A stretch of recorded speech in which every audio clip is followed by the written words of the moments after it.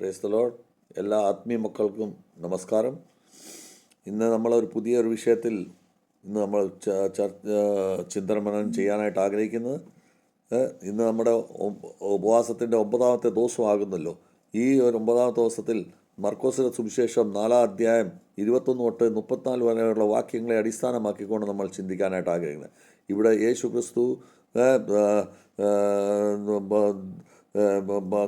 കടൽ കീഴിൻ്റെ കരയിൽ നിന്നുകൊണ്ട് ദൃഷ്ടാന്തം ചെയ്യുന്നതായിട്ടാണ് നമുക്കിവിടെ കാണാൻ സാധിക്കുന്നത്. അവിടെ വെച്ച് യേശു ക്രിസ്തു നമ്മളെ പഠിപ്പിക്കുന്ന ഈ പ്രകാരമാണ്: യഹോവയുടെ രാജ്യം എങ്ങനെ അവിടെ പ്രവർത്തിക്കാൻ സാധിക്കും, യഹോവയുടെ രാജ്യത്തിനെ വളർത്താൻ എങ്ങനെ സാധിക്കും. അപ്പോൾ അത് അതിനെപ്പറ്റി പഠിപ്പിക്കുന്നത്, അത് വചനം കൊണ്ട് മാത്രമേ അത് വളർത്താൻ സാധിക്കൂ എന്നാണ് യേശുക്രിസ്തു നമ്മളെ ഉത്ബോധിപ്പിക്കുന്നത്. നമ്മൾ കേൾക്കുന്നവരായിരിക്കണം, വചനം കേൾക്കുന്നവരായിരിക്കണം. നമ്മുടെ വചനം നമ്മൾ സത്യത്തിന് മനസ്സിലാക്കുന്നവർ വചനത്തിനെ കേട്ടിരിക്കണം, എങ്കിൽ മാത്രമേ അത് വളരത്തുള്ളൂ എന്നാണ് നമ്മളെ പഠിപ്പിക്കുന്നത്. നമ്മൾ ഇതിൻ്റെ വചനം മർക്കോസിൻ്റെ സുവിശേഷം 4-ാം അധ്യായം 21 തൊട്ട് 23 വരെയുള്ളതിൽ നോക്കുമ്പോൾ അവിടെ നമ്മൾ കാണുന്നത് വിളക്കിൻ്റെ ദൃഷ്ടാന്തത്തെ പറ്റിയാണ് കാണുന്നത്. വിളക്കിൻ്റെ ദൃഷ്ടാന്തം നമ്മൾ വിളക്ക് കത്തിച്ചു കഴിഞ്ഞാൽ അത് നമുക്ക് പൊളിച്ച് പാത്ത് വയ്ക്കാനോ അത് കട്ടിലിൻ്റെ കീഴേ വയ്ക്കാനോ അല്ലെങ്കിൽ അടപ്പ് വെച്ച് നമ്മൾ അടച്ചു പൂട്ടി വയ്ക്കാനോ അല്ല. നേരെ മറിച്ച് ആ വിളക്കിനെ നമുക്ക് വിളക്ക് സ്റ്റാൻഡിൽ വെച്ച് അത് നമുക്കെല്ലാവർക്കും പ്രകാശം പകരുവാൻ വേണ്ടിയാണ് ആ വിളക്കിനെ നമ്മൾ ഉദ്ദേശിക്കുന്നത്. അതുപോലെ തന്നെയാണ് യഹോവയുടെ വചനത്തിനെ നമ്മുടെ ജീവിതത്തിൽ നമ്മളിൽ ഉൾക്കൊണ്ടുവാൻ മാത്രമല്ല, അത് നമ്മൾ അടുത്ത് നിൽക്കുന്നവർക്കെല്ലാവർക്കും ആ വചനത്തിൽ കൂടെ നമ്മുടെ ജീവിതത്തിൻ്റെ മാതൃകയാക്കി മാറ്റി വചനത്തിൽ കൂടെ മറ്റുള്ളവരുടെ മുൻപിൽ നമ്മൾ തിളങ്ങി നിൽക്കേണ്ട ഒരു ഉദാഹരണമായിട്ട് നമ്മൾ നിൽക്കേണ്ടതാണ്. അങ്ങനെ നിൽക്കുമ്പോൾ മാത്രം നമ്മുടെ വിശ്വാസം ഉണ്ടല്ലോ, നമ്മുടെ യഹോവയിലുള്ള വിശ്വാസം നമ്മുടെ ഒറ്റപ്പെട്ട വിശ്വാസം അല്ലെങ്കിൽ നമ്മുടെ സ്വന്തം വിശ്വാസത്തിൽ മാത്രം ഒതുങ്ങി നിൽക്കുന്ന ഒരു പരിമിതിയിൽ നിൽക്കാനുള്ളതല്ല. അതേ നേരെ മറിച്ച് ആത്മീയ സത്യങ്ങൾ നമ്മൾ ഒളിച്ചു വയ്ക്കാതെ നമ്മൾ പ്രകടമാക്കേണ്ടത് ആവശ്യമാണ്. എങ്കിൽ മാത്രമേ ഈ വിളക്കിൻ്റെ ദൃഷ്ടാന്തം നമുക്കത് സഫലീകരിക്കാൻ സാധിക്കത്തുള്ളൂ. അത് നമ്മൾ മത്തായിയുടെ സുവിശേഷം 5-ാം അധ്യായം 6-ാം വാക്യത്തിൽ പറയുന്നത്, നിന്റെ വിളക്ക്, നിന്റെ പ്രകാശം മനുഷ്യരുടെ മുൻപിൽ തിളങ്ങട്ടെ എന്നാണ് പറയപ്പെടുന്നത്. ലൂക്കോസിന്റെ സുവിശേഷം 8-ാം അധ്യായം 16-ാം വാക്യത്തിൽ എന്താണ്, ഈ വിളക്ക് എൻ്റെ പ്രകാശമുള്ള വിളക്കായി മാറട്ടെ എന്ന് ഈ വിളക്കിൻ്റെ ദൃഷ്ടാന്തത്തെ പറ്റിയാണ് അവിടെയും പറഞ്ഞിരിക്കുന്നത്. അപ്പോൾ നമ്മൾ മനസ്സിലാക്കേണ്ടത്, നമ്മൾ നമ്മുടെ ഉപവാസം എല്ലാം ചെയ്യും, പക്ഷേ നമുക്ക് സ്നേഹമില്ലായ്മയാണ് നമ്മുടെ വിളക്കിൻ്റെ അകത്തുള്ളത് നമ്മുടെ ജീവിതത്തിലുള്ളെങ്കിൽ ആ വിളക്ക് അടച്ചു പൂട്ടി വച്ചിരിക്കുന്ന ഒരു വിളക്കായിട്ട് തന്നെ മാറി കിട്ടത്തുള്ളൂ. അങ്ങനെയുള്ള വിളക്ക് നമ്മുടെ ജീവിതത്തിൽ പ്രകാശം മറ്റുള്ളവർക്കും കൊടുക്കത്തില്ല, നമ്മുടെ ജീവിതത്തിലും പ്രകാശം വരത്തില്ല എന്നാണ് യേശു ക്രിസ്തു പറയുന്നത്. നമുക്ക് ഇത് നമ്മുടെ ദൃഷ്ടാന്തത്തിൽ കൂടെ നമുക്ക് മനസ്സിലാക്കാൻ സാധിക്കുന്നത് ഈ പ്രകാരമാണ്. നമ്മുടെ വിളക്കിനെ നമ്മൾ പ്രകാശമുള്ളതാക്കി തീർക്കണമെന്നുണ്ടെങ്കിൽ നമുക്കതിനെ കത്തിച്ച്, നമ്മുടെ വചനത്തിൻ്റെ വിളക്കെ കത്തിച്ച് നമുക്ക് വിളക്ക് സ്റ്റാൻഡിൽ വെച്ച് മറ്റുള്ളവർക്ക് നമ്മുടെ ജീവിത മാർഗത്തോടുകൂടി, നമ്മുടെ ജീവിതത്തിൻ്റെ ഉദാഹരണത്തോടുകൂടി, നമ്മൾ ജീവിക്കുന്ന ജീവിതത്തിൻ്റെയോടുകൂടി മറ്റുള്ളവരെ നമുക്കത് കാണിച്ചു കൊടുക്കേണ്ടത് ആവശ്യമാണ്. അപ്പോൾ മാത്രമേ യഹോവയുടെ വചനം പ്രചരിപ്പിക്കപ്പെടത്തുള്ളൂ. നമ്മൾ 4-ാം അധ്യായത്തിൽ 24 തൊട്ട് 25 വരെ നമ്മൾ നോക്കുമ്പോൾ, നമ്മൾ ഏത് രീതിയിൽ അളക്കുന്നോ അതേ രീതിയിൽ തന്നെ നമ്മളെ അളക്കപ്പെടും. നമ്മൾ വചനത്തിന് എത്ര സീരിയസ് ആയിട്ട് നമ്മൾ കേൾക്കുന്നോ അത്രയും സീരിയസ് ആയിട്ട് തന്നെ നമ്മുടെ ആത്മീയ വളർച്ച നമുക്കുണ്ടാകുന്നുണ്ട്, ആത്മീയ പോഷണം നമുക്കുണ്ടാകുന്നുണ്ട്. നമുക്ക് ആത്മീയ പോഷണം നമുക്ക് വേണമെന്ന് നമ്മൾ ആവശ്യപ്പെടുമ്പോൾ നമ്മൾ എന്തുമാത്രം ആത്മീയ പോഷണം നമ്മൾ കഴിക്കുന്നു, അത്രമാത്രം നമ്മുടെ ജീവിതത്തിൽ നമ്മൾ ആത്മീയ പോഷണം നമ്മൾ വളർത്തിക്കൊണ്ടിരിക്കുന്നു. ഇതാണ് നമുക്ക് ഇവിടെ കാണാൻ സാധിക്കുന്നത്. അപ്പോൾ നമ്മൾ അളക്കപ്പെടുന്നത് അപ്പോഴാണ്, നമ്മുടെ വചനം അളക്കപ്പെടുന്നത് അപ്പോഴാണ്. നമ്മൾ എന്തുമാത്രം നമ്മൾ ആവശ്യപ്പെടുന്നു അത്രമാത്രം നമ്മുടെ ജീവിതത്തിൽ അത് കിട്ടുമെന്നുള്ളത് നമ്മുടെ നമ്മളിപ്പോൾ ഉത്ബോധിപ്പിക്കുന്നത്. നമ്മൾ യാക്കോബിൻ്റെ 1-ാം അധ്യായം 24-ാം വാക്യത്തിൽ പറയുന്നത് വചനമനുസരിച്ച് നടക്കുകയും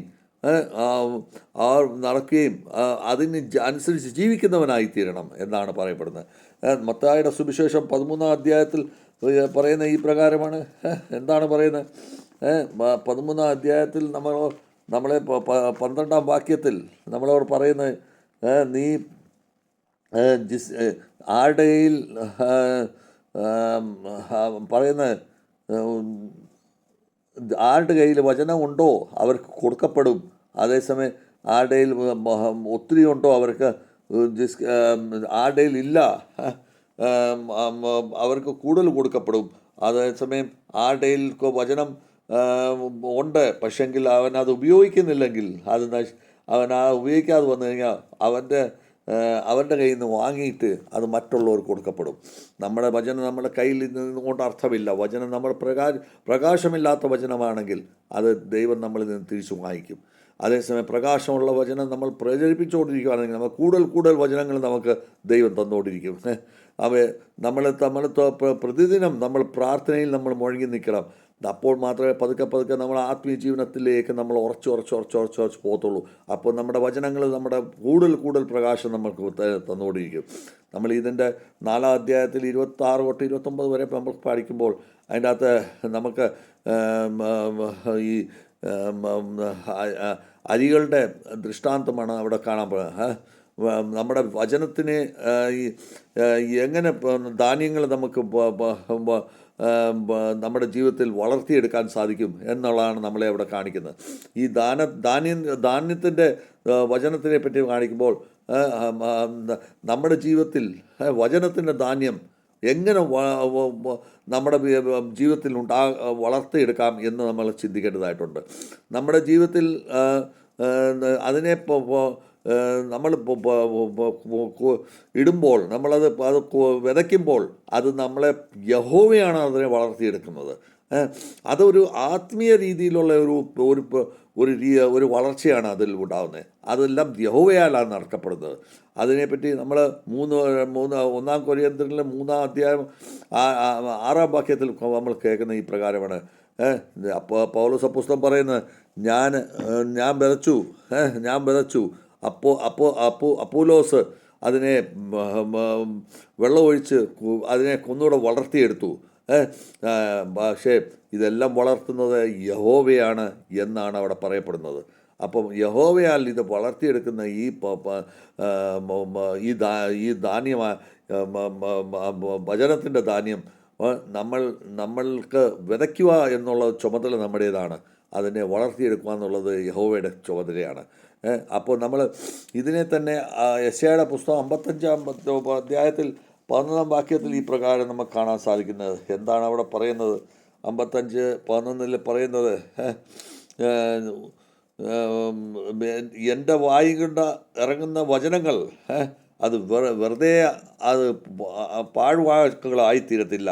നേരെ മറിച്ച് എൻ്റെ വചനങ്ങൾ ഇറങ്ങിക്കഴിഞ്ഞിട്ട് അത് എൻ്റെ ഉദ്ദേശത്തിനെ പൂർത്തീകരിച്ചിട്ട് അത് തിരിച്ചു വരത്തുള്ളൂ എന്ന് പറഞ്ഞു കഴിഞ്ഞാൽ അത് നമ്മൾ യഹോവയുടെ അതരം കൊണ്ട് ഇറങ്ങിയിരിക്കുന്ന വചനം കൊണ്ടാണ് ഈ സമ്പൂർണ്ണ സൃഷ്ടികളുണ്ടായിരിക്കുന്നത്. നമ്മൾ ഉൽപ്പത്തി പുസ്തകത്തിൽ കാണുമ്പോൾ വെറും ഒരു വചനം കൊണ്ട് മാത്രം സൂര്യനും ചന്ദ്രനും പ്രകാശങ്ങളും എല്ലാം ഉണ്ടായിരിക്കുന്നത്. അപ്പോൾ ഈ സൃഷ്ടികൾ മൊത്തം അങ്ങനെ ഉണ്ടായിരിക്കുന്നത്. അപ്പോൾ നമ്മളെ പറയുന്ന എൻ്റെ വചനം വെറും പാഴ്വാക്കാക്കി പോകത്തില്ല. നേരെ മറിച്ച് അത് വളർന്ന് പന്തലിക്കും. ഞാൻ ആ വാക്ക് എന്തിനും ഞാൻ വാക്ക് പറഞ്ഞോ വചനം പറഞ്ഞോ അത് പൂർത്തീകരിച്ചിട്ടേ വരത്തുള്ളൂ. നമ്മുടെ യഹോവയാകാൻ സത്യമുള്ള യഹോവയാകുന്നു. നമ്മളത് കാണുമ്പോൾ നമ്മുടെ മാതാപിതാക്കൾ കുഞ്ഞുങ്ങളെ പലതും പഠിപ്പിക്കുന്നുണ്ട്. പക്ഷേ ഉടനെ തന്നെ അതിൻ്റെ റിസൾട്ട് നമുക്ക് കാണാൻ പറ്റത്തില്ല. പക്ഷേ കാലങ്ങൾക്ക് ശേഷം ആ വൃക്ഷം വളർന്നു കഴിയുമ്പോൾ അതിൻ്റെ ഫലങ്ങൾ വരുമ്പോഴാണ് നമുക്ക് മനസ്സിലാകുന്നത്, എൻ്റെ മാതാപിതാക്കൾ പഠിപ്പിച്ചതിൻ്റെ ഫലമാണ് ഈ കാണുന്നത് എന്ന് നമുക്ക് മനസ്സിലാക്കാൻ സാധിക്കുന്നുണ്ട്. അപ്പം നമ്മുടെ ഈ പറയുന്ന നമ്മുടെ വചനങ്ങൾ കൂടി നമ്മുടെ കുഞ്ഞുങ്ങളെയും പഠിപ്പിക്കാൻ നമ്മൾ ബാധ്യസ്ഥരാണ്. ആ വചനം മാത്രമേ നമുക്ക് പ്രകടമാകത്തുള്ളൂ. നമ്മൾ ഇതിൻ്റെ അകത്ത് മർക്കോസ് സുവിശേഷം 4-ാം അധ്യായം 30 തൊട്ട് 32 വരെ പഠിക്കുമ്പോൾ അതിൻ്റെ അകത്ത് നമ്മൾ ഈ ചെറിയ അരിയുടെ ധാന്യത്തിൻ്റെ ദൃഷ്ടാന്തമാണ് നമുക്ക് കാണുന്നത്. ഈ കൺമണി മാതിരി ഇരിക്കുന്ന ചെറിയ അരികൾ, ഹിന്ദിയിൽ അതിനെ റായി എന്ന് പറയും. ഈ കടുമണി മാതിരി ഇരിക്കുന്ന ഈ റായി എന്ന് പറയുന്ന ഈ ധാന്യത്തിൻ്റെ ദൃഷ്ടാന്തത്തെ പറ്റിയാണ് പറയുന്നത്. അതായത് ഈ ചെറിയ കൊച്ചു വചനം നമ്മുടെ ഹൃദയത്തിൽ നമുക്ക് പ്രകടിപ്പിച്ചു കഴിഞ്ഞാൽ അത് നമ്മുടെ യഹോവയുടെ രാജ്യം വളർത്തുവാൻ വേണ്ടി അതുമാത്രം പര്യാപ്തമാകും. നമുക്ക് നമ്മൾ ഒരു ചെറിയ ആരംഭം ഇടുമ്പോൾ പിന്നെ യഹോവ അതിനെ വളർത്തിയെടുത്തിരിക്കും. നമുക്ക് ചെറിയൊരു വിശ്വാസം നമ്മുടെ ജീവിതത്തിലുണ്ടെങ്കിൽ നമ്മുടെ ജീവിതത്തിനെ മാറ്റിമറിച്ചിരിക്കും. ഇതാണ് യഹോവ പറയുന്നത്. അതിനെ സംബന്ധിച്ച് നമുക്ക് മത്തായിയുടെ സുവിശേഷം 17-ാം അധ്യായം നമുക്ക് ഇപ്പോൾ 20-ാം വാക്യത്തിൽ നമ്മളെ എന്താണ് പഠിപ്പിക്കുന്നത് എന്നുള്ളത് നമുക്ക് ഒന്ന് കാണാം. നമ്മളെ പഠിപ്പിക്കുന്ന ഈ 20-ാം വാക്യത്തിൽ ഇതാണ് പഠിപ്പിക്കുന്നത്. അതായത് അവനോട് പറഞ്ഞു, എൻ്റെ വിശ്വാസത്തിൻ്റെ കുറവ് കൊണ്ട് ഞാൻ നിന്നോട് സത്യമായിട്ട് പറയുന്നു, ഒരു കൺമണിയുടെ അത്രയും പോലും നിങ്ങൾക്ക് വിശ്വാസമുണ്ടെങ്കിൽ നീ പർവ്വതത്തിനോട് മാറിപ്പോവാൻ പറഞ്ഞാൽ അത് മാറിപ്പോയിരിക്കും. അത്ര ഉറച്ച വചനത്തിൻ്റെ വിശ്വാസം അത്ര ഭയങ്കര ആഴമുള്ളതും സാമർഥ്യമുള്ളതുമാകുന്നു എന്നുള്ളതാണ് നമ്മളിവിടെ പഠിക്കുന്നത്. അപ്പോൾ എന്ത് നമ്മൾ അന്വേഷിക്കുന്നു അതിൻ്റെ ആഴമത്രയും ആഴത്തിൽ പോയിച്ച് നമ്മൾ അതിനെ എടുക്കുന്നു. അപ്പോൾ നമ്മൾ എന്തുമാത്രം പഠിക്കാൻ ആഗ്രഹിക്കുന്നു വചനത്തെ, അത്രമാത്രം നമ്മൾ ആഴത്തിലേക്ക് പൊക്കോണ്ടിരിക്കും. നമുക്കിവിടെ ഇത് പഠിക്കാൻ സാധിക്കുന്ന ഇതാണ്. എന്താണ് ഈ ഒളിച്ച വചനങ്ങളാണ് നമുക്ക് പ്രകാശമുള്ള വചനമാക്കി മാറ്റുവാനായിട്ട് നമുക്ക് സാധിക്കണം. ഇതാണ് നമുക്കിവിടെ പഠിക്കാനുള്ളത്. പ്രകാശത്തിനെ നമുക്ക് ഒളിച്ചു പാത്ത് വയ്ക്കാനുള്ളതല്ല, നേരെ മറിച്ച് അത് നമ്മുടെ ജീവിതത്തിൽ ഒരു ഉദാഹരണമാക്കി മാറ്റി നമ്മൾ മറ്റുള്ളവർക്ക് ഒരു വെളിച്ചമാക്കി മാറ്റി മറ്റുള്ളവർക്ക് നമ്മുടെ ജീവിതത്തിനെ ഒരു വിറ്റ്നസ്സാക്കി മാറ്റേണ്ടതാകുന്നു. നമ്മുടെ ജീവിതത്തിൽ വചനത്തിനെ കേൾക്കുക എന്നുള്ളത് നമ്മുടെ ആവശ്യമാണ്. അത് കഴിഞ്ഞിട്ട് അതിനെ കേട്ട് കഴിഞ്ഞിട്ട് അതിനെ വെറും നമ്മൾ ചുമ്മാ കേട്ടാൽ പോരാ, നേരെ മറിച്ച് അത് നമ്മുടെ ജീവിതത്തിൽ അത് സാക്ഷാത്കരിക്കണം. എങ്കിൽ മാത്രമേ നമ്മുടെ ജീവിതത്തിൻ്റെ പ്രകടനങ്ങൾ കണ്ട് മറ്റുള്ളവർ മനസ്സിലാക്കത്തുള്ളൂ ഇവൻ യഥാർത്ഥ യഹോവ വിശ്വാസിയാണെന്ന്. അങ്ങനെ വിശ്വസിക്കുന്നവർക്ക് മാത്രമേ ഈ ഭൂമിയിൽ, അങ്ങനെയുള്ളവർക്ക് മാത്രമേ ഈ ഭൂമിയിൽ അനന്ത ജീവിതം കിട്ടാനായിട്ടുള്ള സാധ്യത അല്ലെങ്കിൽ കിട്ടാനുള്ള അവർക്ക് യോഗ്യതയുള്ളൂ എന്ന് നമുക്ക് മനസ്സിലാക്കാൻ പറ്റും. നമ്മൾ അതോടൊപ്പം തന്നെ ധൈര്യതയുള്ളവരായിരിക്കണം. നമ്മൾ പറയുമ്പോൾ യഹോവയുടെ വചനത്തിനെ വളർത്തിയെടുക്കാനായിട്ടുള്ള ധൈര്യത നമുക്കുണ്ടാകണം. അപ്പോൾ മാത്രമേ ആത്മീയ പരിവർത്തനം നമ്മളുണ്ടാകത്തുള്ളൂ. നമ്മൾ ഒരു ചെറിയ ഒരു ആരംഭത്തിന് വേണ്ടി നമ്മൾ തുടക്കമിടാനായിട്ട് നമ്മൾ പേടിക്കാതിരിക്കുക. അപ്പോൾ നമ്മൾ മാത്രം ചെറിയൊരു വിശ്വാസത്തോടുകൂടി നമ്മൾ ഏതൊരു വലിയ കാര്യങ്ങൾ ചെയ്യാൻ സാധിക്കുന്നു അതെല്ലാം നമ്മൾ ചെയ്തിരിക്കും. ആ ചെറിയ വിശ്വാസം നമ്മൾ വളർത്തിയെടുക്കണം. 9-ാമത്തെ ദിവസം ഉപവാസത്തിൻ്റെ ഈ മഹത്തായ ഉപവാസത്തിൻ്റെ നമ്മൾ ആത്മപരീക്ഷണം ചെയ്യുമ്പോൾ നമ്മുടെ ആത്മീയ നവീകരണങ്ങൾ നമ്മൾ ചെയ്യുമ്പോൾ നമുക്ക് കാണാൻ സാധിക്കുന്നത് നമ്മുടെ ആത്മീയമായ വളക്കിനെ പറ്റി നമുക്ക് ചിന്തിക്കേണ്ടതായിട്ടുണ്ട്. ആ ആത്മീയ വളക്ക് എൻ്റെ ജീവിതത്തിൽ അതിന് പ്രകാശമുള്ളതാണോ എന്നുള്ളത് നമ്മൾ പരിശോധിക്കേണ്ടതായിട്ടുണ്ട്.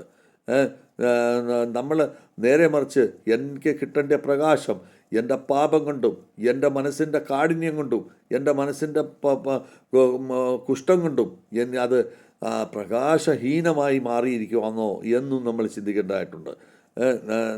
നമ്മൾ കേൾക്കുന്നതനുസരിച്ച് നമ്മുടെ നമ്മളെ അളക്കപ്പെടുന്ന ആ രീതിയായി എങ്ങനെയാണ് വേണ്ടിയെന്നുള്ളത് നമ്മുടെ ഈ ഉപവാസത്തിൻ്റെ അവസ്ഥയിൽ നമ്മളിപ്പോൾ എന്തുമാത്രം വചനങ്ങൾ കേൾക്കുന്നു അത് നമ്മുടെ ജീവിതത്തിൽ ഉടനെ നമുക്ക് അതിന് റിസൾട്ട് പരിണാമം കിട്ടിയില്ലെങ്കിൽ തന്നെ നമുക്ക് അത് നമ്മൾ വിശ്വസിക്കുക, നമുക്ക് ജീവിതത്തിൽ നമുക്ക് വലിയൊരു പ്രയോജനം ചെയ്യാൻ പോകുന്നുണ്ട്. നമ്മൾ ചെറിയൊരു ആരംഭത്തോടുകൂടി നമ്മൾ നമ്മുടെ ജീവിതത്തിനെ ക്രമപ്പെടുത്തി നമ്മൾ പ്രാർത്ഥനയിൽ കൂടെയും നമ്മുടെ ജീവിതത്തിൻ്റെ എല്ലാ രീതിയിലുള്ള ആത്മീയ വചനങ്ങളുടെ പോഷണം കൊണ്ടും നമ്മളെ തന്നെ വളർത്തിയെടുക്കാനായിട്ട് നമ്മൾ ശ്രമിക്കണം. ഈ 9ാമത്തെ ദിവസത്തെ സന്ദേശത്തോടുകൂടി നമ്മളെ യഹോവ പറയുന്നത്, ദൈവമേ, നമ്മൾ പ്രാർത്ഥിക്കേണ്ട ഈ വിധത്തെ യഹോവേ, നീ എൻ്റെ വിളക്കുകൾ കത്തിച്ചു തരുവി, എൻ്റെ ഉള്ളിൽ ഇട്ടിരിക്കുന്ന വചനം നീ വളർത്തിയെടുക്കു തരുവി, എൻ്റെ ചെറിയ വിശ്വാസത്തെ നീ വലിയൊരു വിശ്വാസമാക്കി മാറ്റി തരുവി. ഇത് നമുക്കിന്ന് പ്രാർത്ഥിക്കേണ്ടത് നമ്മുടെ ചുമതലയായിരിക്കുവാണ്. ഇന്ന് നമ്മുടെ ഈ മർക്കോസ് സുവിശേഷം 4-ാം അധ്യായം 21 തൊട്ട് 34 വരെയുള്ള നമുക്ക് പഠിപ്പിക്കുന്ന ഇതാ, പ്രകാശം നമ്മൾ വാനായിത്തീരണം എന്നാണ് നമ്മളെ പഠിപ്പിക്കുന്നത്. വചനത്തിൻ്റെ ഗാംഭീര്യത്തോടുകൂടി നമ്മളത് മനസ്സിലാക്കി ജീവിക്കണമെന്നാണ് പറയുന്നത്. നമ്മൾ വളരുന്നത് ധൈര്യത്തോടുകൂടി നമ്മൾ വളരണം. ചെറിയ വിശ്വാസത്തെ നമ്മൾ വലിയൊരു പണി നമ്മൾ ചെയ്യാനായിട്ട് പഠിക്കണം. പറയുമ്പോൾ യഹോവയുടെ രാജ്യത്ത് ശാന്തവും നിശ്ചിതവും അതുപോലെ തന്നെ സർവ സാമർഥ്യമുള്ളതും ആയി വളർന്നു വരട്ടെ എന്ന് നമുക്ക് പ്രാർത്ഥിക്കാം. ഈ ഒരവസ്ഥ നമ്മളെല്ലാവരും നമ്മുടെ വചനത്തിന് മേൽ പറഞ്ഞിരിക്കുന്ന ഈ വചനപ്രകാരം നമ്മുടെ ജീവിതത്തിന് എന്തുമാത്രം വളർച്ച ഉണ്ടാകുന്നുണ്ടോ, അത് നമ്മുടെ ജീവിതത്തിനും എല്ലാവർക്കും, നമ്മുടെ കുടുംബത്തിനും, നമുക്കും എല്ലാവർക്കും, സമൂഹത്തിനും നമുക്കത് കലീശയിലും നമുക്കത് പ്രയോജനപ്പെടട്ടെ എന്ന് പ്രാർത്ഥിച്ചുകൊണ്ട് എൻ്റെ വാക്കുകൾ ചുരുക്കുന്നു. വിശ്വാസത്തിൽ ഉറച്ചു നിൽക്കുക. നമ്മൾ കൂടുതൽ നമ്മുടെ പ്രകാശം നമ്മൾ മറ്റുള്ളവർക്ക് പകർന്നു കൊടുക്കുക എന്ന് ആഹ്വാനം ചെയ്യുന്നു. God bless to all.